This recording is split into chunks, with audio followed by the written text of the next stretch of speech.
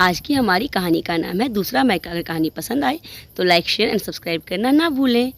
अच्छा सा लड़का वो अच्छा परिवार देखकर अनन्या का विवाह कर दिया गया और वह अपने ससुराल आ गई। ससुराल में इतना बड़ा परिवार तो नहीं था, फिर भी सास, ससुर, देवर, ननद सभी लोग थे।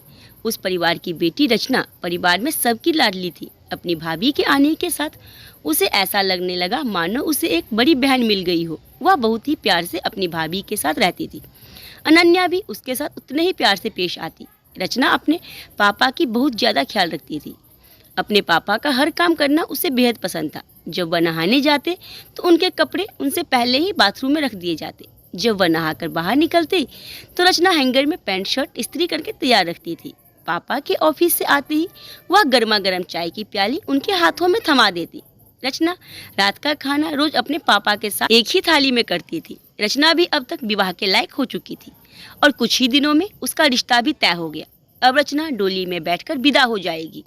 यह सोचकर रचना के पापा रवि जी की आंखों में गम के ऐसे बादल छा गए कि वह चाहकर भी उन्हें बरसने से रोक नहीं पाते थे।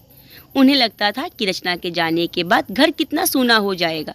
उनका इतना ख्याल कौन रखेगा, वह उसके बिना कैसे रह पाएंगे। यही सब ख्याल उनकी रातों की नींद उड़ा चुकी थी। एक दिन रचना ने अपने पापा से कहा, पापा मैं शादी नहीं करूंगी। रवि जी चौंके, क्या हुआ रचना, ऐसा क्यों बोल रही हो बेटा? पापा मैं आपके बिना रहने की कल्पना मात्र से ही सिहर जाती हूँ।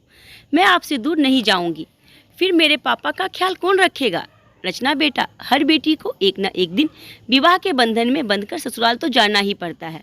इसका कोई दूसरा रास्ता नहीं है। आखिरकार रचना का विवाह संपन्न हो गया। विदाई के समय रचना जब भी अपने पापा की तरफ आंख उठाकर देखती, उनकी आंखें बिना बोले ही सब कुछ कह देती। एक दूसरे के दिल की धड़कनों को पहचानने वाले पिता और बेटी एक दूसरे के मन में उठे हुए तूफान को महसूस कर रहे थे। जाते वक्त रचना अपने पापा से लिपटकर फूट फूट कर रो रही थी। रवि जी भी अपने आंसुओं को रोक ना पाए और रचना अपने पति के साथ ससुराल के लिए विदा हो गई। घर शांत और सूना हो गया। पूरी रात बीत गई। दूसरे दिन सुबह रवि जी जब नहाने गए तो उनके कपड़े हर रोज की तरह ही उन्हें बाथरूम के अंदर मिले। वो हैरान थे। नहाकर जब वह बाहर निकले तब पैंट शर्ट का जोड़ा इस्त्री किया हुआ हैंगर पर लटका उनका इंतजार कर रहा था। जब शाम को वह वापस लौटे तब उनकी बहू अनन्या रचना की तरह ही चाय का प्याला पानी के गिलास के साथ लेकर आई। अनन्या की तरफ देखकर रवि जी को उसमें अपनी बेटी रचना का रूप दिखाई देने लगा। उन्हें ऐसा महसूस हो रहा था मानो उनके सामने रचना ही खड़ी है। रवि जी की आंखों में उस वक्त खुशी के आंसू छलक आए। उनकी पत्नी सीमा भी यह दृश्य देखकर फूली नहीं समा रही थी। अपनी बहू पर उन्हें भी नाज हो रहा था। उसने अपने पति से कहा, एक बेटी गई लेकिन दूसरी हमारे पास हमेशा के लिए आ गई है। रात में भोजन का समय हो गया। सभी लोग भोजन करने बैठ गए। तब अनन्या को आवाज़ आई, अनन्या बेटा आ जाओ, हम दोनों एक साथ एक ही थाली में खाना खाएंगे। अनन्या आश्चर्यचकित रह गई। वह आई और अपने पिता के पास बैठ गई। रवि जी ने अपनी थाली से रोटी का पहला निवाला उठाकर अपने हाथों से प्यार के साथ उसे खिलाया और कहा, अनन्या बेटा आज से हम दोनों हर रोज साथ में खाना खाएंगे। मैं नहीं जानता था कि मेरी एक बेटी विदा हो गई, लेकिन दूसरी बेटी तो मेरे पास है। अनन्या ने खुश होकर कहा, हाँ पापा, हम दोनों अब से रोज साथ में खाना खाएंगे। इतना कहकर अनन्या सोच रही थी, कौन कहता है बेटी विदा होकर ससुराल जाती है? मुझे तो ऐसा लगता है बेटी एक मायके से विदा होकर दूसरे मायके ही आती है, जहाँ बहन, भाई, माता पिता उसे और सब मिल जाते हैं। कुछ दिनों के बाद रचना पगफेरे के लिए वापस आई। शाम का वक्त था।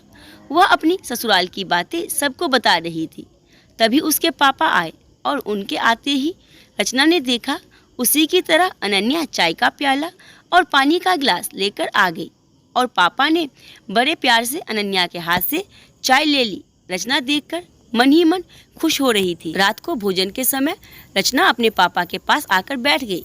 तभी उसके पापा ने आवाज़ लगाई, अनन्या बेटा आ जाओ।